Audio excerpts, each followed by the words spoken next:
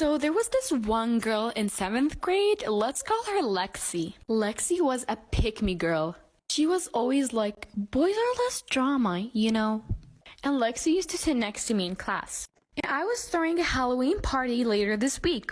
I decided to write a list of what we're gonna be doing at the party in class while Lexi's sitting next to me. She looks over at my notebook and sees it. And she was like, I'm invited, right? I looked at her and I just didn't say anything because I didn't want to tell her she's not. She got really excited and was like, I'm gonna be wearing a devil costume. Actually, no, I want to be the angel. And at the end of class, she told me to send her the location and information on her Instagram. And I remembered that Lexi had a lot of spam accounts and accounts she doesn't use. So I decided to send her the information on one of the accounts she doesn't use. 2 days later, I get a message from Lexi. She sent me a message from one of her real accounts. Then she told me that I forgot to send her the info for the party. I told her that I did send the location, but on her other account, and that I didn't know she stopped using it. Lexi didn't believe me, so I sent her a screenshot. Then I told her that since she didn't confirm, she can't come to the party because I had a limit of 20 people. Lexi got really mad and started calling me mean stuff, that I'm rude and forgetful. And then Lexi blocked me not just on Instagram, but on Snapchat and TikTok. Of course, I didn't care and just went on with my day. Fast forward to the next day, which was the day of my party. Things were going great. Me and my friends had an amazing time. But after an hour, I get a phone call from a random number. I didn't answer, number one, because the music was too loud and I was too busy with my friends. Maybe 10 to 15 minutes pass, and that number calls me again.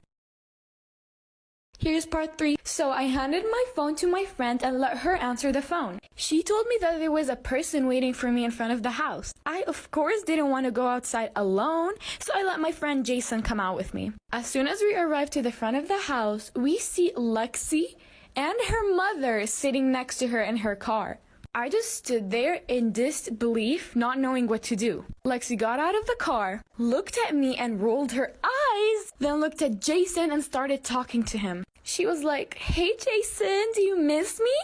Jason, can I come in? And Jason didn't know what to say, but he said yes. And Lexi had the audacity to show up to my party after she blocked me on all of my social media. Lexi stayed with Jason and Jason's friend.